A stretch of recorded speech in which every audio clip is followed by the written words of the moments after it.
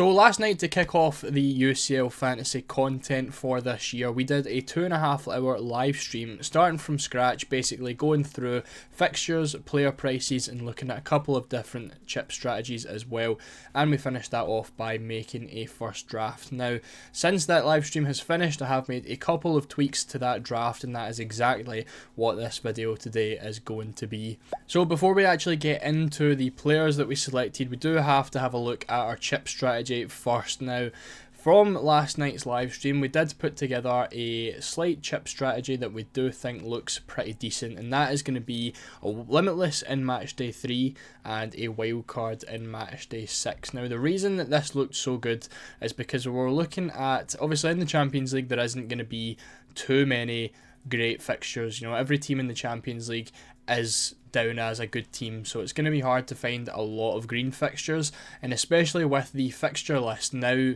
having no real pattern to it whatsoever, with just 8 totally random games rather than each team playing each other twice. So there's really no pattern. It's difficult to try find a good run of fixtures for any team whatsoever. So we tried to look at teams which at least had a semi-decent fixture over the first couple of match days, and the teams that we found were Borussia Dortmund, Bayern Munich, Juventus and Barcelona, all having some pretty decent fixtures. Now, with the limitless in match day 3, as you can see by their fixtures on screen, at least 3 we would say. I guess you could get away with Juventus, but at least 3 with Dortmund, Bayern and Barcelona all have difficult fixtures in match day 3, which made it perfect to use the limitless chip there, because we can then target just match day 1 and 2 and then get our team back with the same 4 teams for match day 4 and 5. Now you can see with match day 6 as well, again they do have some difficult fixtures, obviously with the exception of Bayern having Shakhtar away from home. So again, made the most sense to use our wildcard for match day 6, and then we could potentially target the lower, like the lower quality teams that do need to do really well in those later match days to make sure qualification is guaranteed. So for me, it just made a lot of sense and it looks really nice. And then you can just see with the match day 1, 2, 3 and 4 fixtures, there's only one red fixture from these 4 teams, and that is Bayern's match day 5 fixture against PSG, which again we can always make transfers for to try and work around that. So 4 teams we are going to be focusing on today is going to be Dortmund, Bayern, Juventus and Barca. So looking at our actual team then, starting off in goals, we do have Nevestic from Dynamo Zagreb and Blažević from RB Salzburg. Now, I've always wanted to, like, for me personally, the way I like to play is to put most of my budget into the outfield players, because I don't really think there's enough of a gap between the expensive goalkeepers and the cheaper goalkeepers to warrant using that much money on them. Obviously, like, goalkeepers can't really hit double-digit points unless they save a couple of penalties, so there's really not going to be too many point discrepancies between them by the end of the season. So I like to go for the cheap guys, and last night we were trying to find a 4 million goalkeeper, and the only one that we could come up with was Nevestic from Dynamo Zagreb. Now, we all kind of agreed on stream that the best 4.5 million goalie was De Gregorio from Juventus, because they obviously are one of the bigger teams, one of the more quality teams in the tournament, and their starting goalkeeper at only 4.5 million is a bit of a steal. However, they do play on the same day as Zagreb on match day 1, so it didn't really make sense to go for both of those guys. So I wanted to keep the 4 million goalie in, and then I wanted to find someone who rotated nicely with them, which we did find to be Blažević. Now you can see on screen all of the fixtures between them both. Obviously with the subs bench you can play both fixtures as long as they play on different days. So you can see the dates on either side going down, and the dates highlighted in yellow as the dates where they play the same day.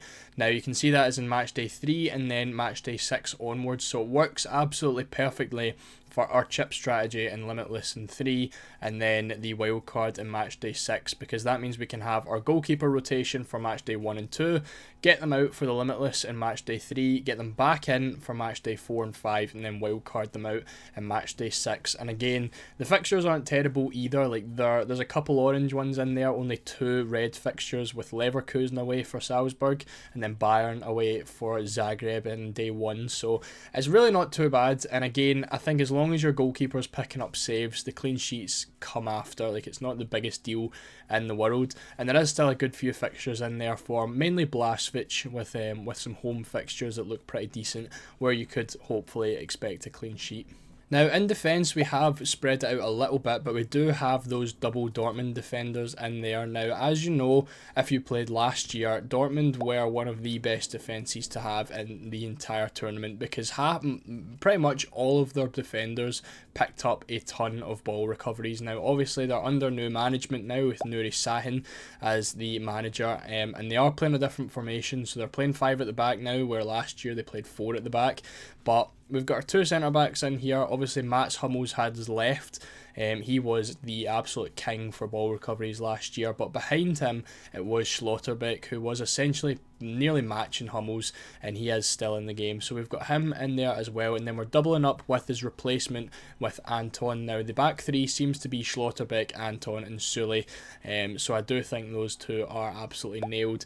The fixtures are obviously pretty decent. They haven't conceded a goal in their first 2 matches against Werder Bremen and Frankfurt in the league, and I just all round think that it's a good move. I do prefer the Dortmund defenders to the Dortmund attackers, so we are going that route with them. Then we've got Kim in for Bayern. Now, obviously, the Dynamo Zagreb at home game in the first leg is very nice, and Kim was one of the players who has started. I didn't know how nailed he would be, but he has started in all of the Bundesliga games, and he was another player who was really good for ball recoveries last year, so I'm going to go for him. Again, this could always change at the end of the day. This is just a first draft, but I definitely do want to get a Bayern defender in there. Then we've also got Cambiaso. Now, he was someone who was kind of questioned a little bit at the Euros on whether he would be playing for Italy, but he has signed for Juventus, and he has been playing right wing. You can see by the heat map on screen, he is getting very far up the pitch, and he is just positioned as a right winger. He is down as a defender. He can also play at right back. He has played a couple games at right back this season, but he also does play at right wing, which is very, very interesting as obviously a defender, and obviously we want to try get some Juventus players in there. So at 5.5 million, I believe he is. Definitely one that I at least want to gamble on. I think he could be really nice. Then we've got Kubarsi in there because he's just really good value. He started all the league games for Barca so far, and he's only 4.5 million. So I think he's definitely one I would be interested in and would potentially go for. Now, in midfield, again, we can continue with our Barcelona players. You can see them all 3 on the bench because they obviously play on the last match day. We've got Lamine Yamal and we've got Rafinha. Now, these 2 have had a fantastic start to the season. Under Flick, they both look nailed, and they're both playing really, really well. And I kind of wanted to get both of them in. I did originally just have Yamal or just have Rafinha, but it made sense to go for them both with the fixtures that Barca have. And I think this is really where the goals could come from Barca this year. So both of them are in the team. Yamal is actually 50% owned. He's the highest owned player in the game, so I didn't want to miss out on him as well. And I do really like the look of Rafinha, who is down as a midfielder this year. Last year he was down as a forward, which made him a little bit less desirable. But as a midfielder, definitely one to keep an eye on. Moving into the starting 11, we've got Gnabry. Someone who has had a really good start to the season. He's not. It was between him and Olise because of the price points. Olise is $1 million cheaper, but he has been getting subbed off recently, quite early. And Gnabry has been looking like the 90-minute man. So I'm happy enough to go for Gnabry and see how that goes. Can keep an eye on it until we actually get to the deadline with Bayern's games next weekend and stuff like that, and see how nailed he actually is going to be. But I'm quite happy with Gnabry for now.